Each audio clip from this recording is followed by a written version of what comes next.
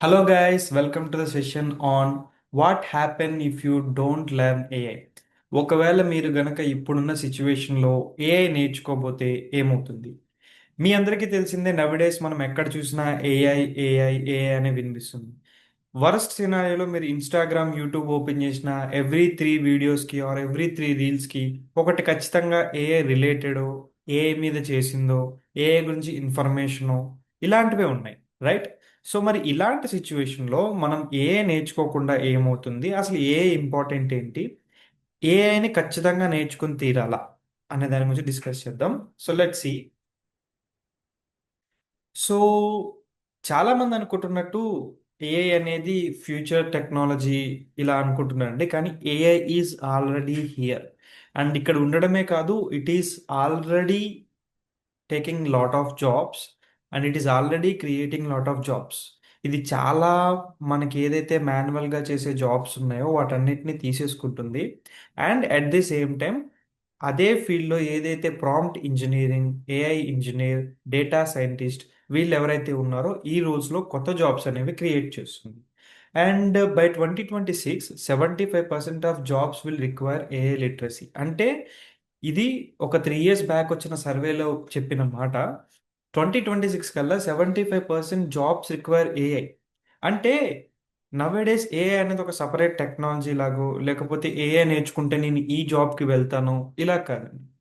ఇప్పుడు మీకు basic computer knowledge, MS office, okay, and short cuts ఇలాంటివి ఖచ్చితంగా ఎలా ఇంపార్టెంటో ఏ ఐటీ జాబ్కి వెళ్ళినా ఈ టెక్నాలజీస్, ఈ బేసిక్ థింగ్స్ అనేవి మనకి చాలా ఇంపార్టెంట్.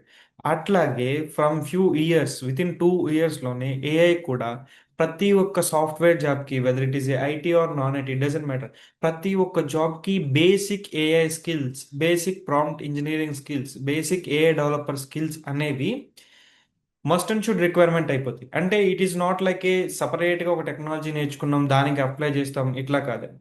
మీరు చేసే ప్రతి పనిలోనూ ఏఐ ఇంక్లూడ్ చేయాల్సిన అవసరం ఉంటుంది. అండ్ ప్రతి దాంట్లోనూ మీరు ఏఐని నేర్చుకోవాల్సి ఉంటుంది. దానివల్ల బేసిక్స్ ఆఫ్ ఏఐ అనేది ప్రతి ఒక్కరికి ఇంపార్టెంట్. ఓకే. సో మరి what happen if you learn? ఒకవేళ సరే అన్నిట్లో ఉంటుంది అంటున్నారు, అయినా కూడా నేను వినను, నాకు ఏఐ అంటే నచ్చదు, నేను నేర్చుకోను అని అనుకున్నారు అనుకోండి. ఏఐ టెక్నాలజీ మీద బిల్డ్ చేసే వాళ్ళు, ఏఐ టెక్నాలజీని డెవలప్ చేసే వాళ్ళు చాలా మంది ఉంటారు. ఓకే. ఒకరు తగ్గడం వల్ల ఏఐ టెక్నాలజీకి లేదంటే జరుగుతున్న అడ్వాన్స్మెంట్స్కి మనం ఆపలేం. ఓకే. కానీ మనకొచ్చే లాస్ ఏంటో చూడండి. First, job security.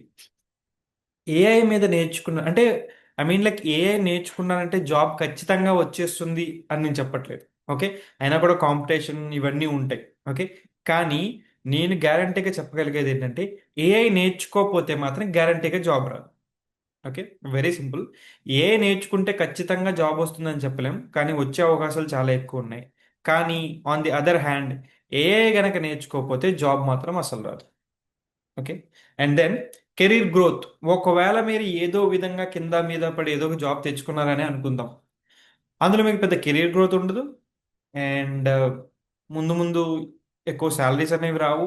And development అనేది అక్కడే ఆగిపోతుంది. మీరు ఇనీషియల్గా ఎక్కడున్నారో 5 ఇయర్స్ తర్వాత అక్కడే ఉంటారు, ముందుకు వెళ్ళే ఛాన్సెస్ చాలా తక్కువ.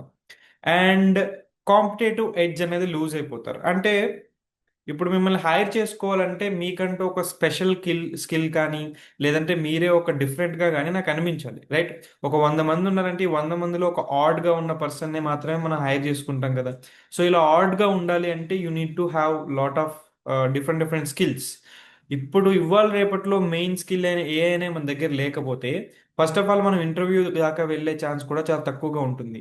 ఫస్ట్ ఏఐ అనేది మ్యాండేటరీ ఫిల్టర్ కింద పెట్టేసి ఏఐ లేని అప్లికేషన్స్ అన్ని ముందే రిజెక్ట్ చేసే ఛాన్సెస్ కూడా ఫ్యూచర్లో వస్తుంది. సో ఈ అన్నిటి రీజన్ వల్ల మీరు ఏఐ అనేది కంపల్సరీ నేర్చుకోవాలి. ఓకే. సో మీరు ఏఐ నేర్చుకోకపోతే మీ జాబ్ కోల్పోయే ఆప్షన్ ఉంది. ఒకవేళ ఏఐ నేర్చుకుంటే ఆటోమేట్ అయ్యే జాబ్స్ని మీరే గ్రాప్ చేసుకునే ఛాన్స్ ఉంది. ఓకే. సో అందుకని ఏఐ ఖచ్చితంగా నేర్చుకోవాలి. ఓకే.